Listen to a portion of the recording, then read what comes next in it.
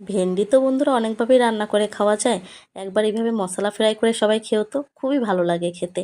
তার জন্য ভেন্ডিটা তো তোমরা দেখতে পেয়েছো, আমি ডুম করে কেটে নিয়েছি, আর পেঁয়াজ কুচি, টমেটো কুচি, কাঁচা লঙ্কা কুচি নিয়েছি। এখন কড়াইতে তেল গরম করে আমি পেঁয়াজটা দিয়ে দেবো। হালকা পেঁয়াজটা ভাজা করে নিয়ে একটু হালকা বাদামি করে ভাজবো পেঁয়াজটা। তারপর ওর মধ্যে এক এক করে আমি কুচনো কাঁচা লঙ্কা, কুচনো টমেটো দিয়ে নেড়ে চেড়ে, আর একটু দেখেছো স্বাদ মতো একটু লবণ দিয়েছি। লবণটা দিয়ে দিলে সব মশলাগুলি সফট হয়ে যাবে, তার জন্য। এবার এক এক করে শুকনো মশলা দেবো। তার মধ্যে দিয়ে দেবো হলুদ গুঁড়ো, লাল লঙ্কার গুঁড়ো, আর জিরের গুঁড়ো, আর একটা ভেজ ম্যাগি কিউব মশলা। এটা থাকলে দিতেও পারো, না থাকলে নাও দিতে পারো, এটা অপশনাল।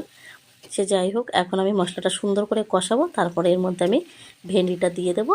ভেন্ডিটা দিয়ে কিছুক্ষণ নেড়ে চেড়ে ঢেকে দেবো ভেন্ডিটা সিদ্ধ হওয়ার জন্য।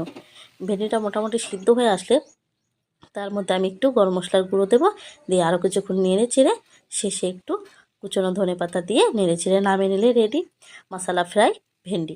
কেমন লাগলো ভেন্ডিটা অবশ্যই আমাকে কমেন্টে জানিও তোমরা বন্ধুরা। আর ভালো লাগলে একটা লাইক, কমেন্ট, শেয়ার করতে ভুলো না। আর যদি ভিডিওটা অনেক পছন্দ হয়, একবার বানিয়ে তোমরা বাড়িতে খেও, খুবই ভালো লাগে খেতে। সবাই ভালো থেকো, সুস্থ থেকো, আবার দেখা হবে পরে।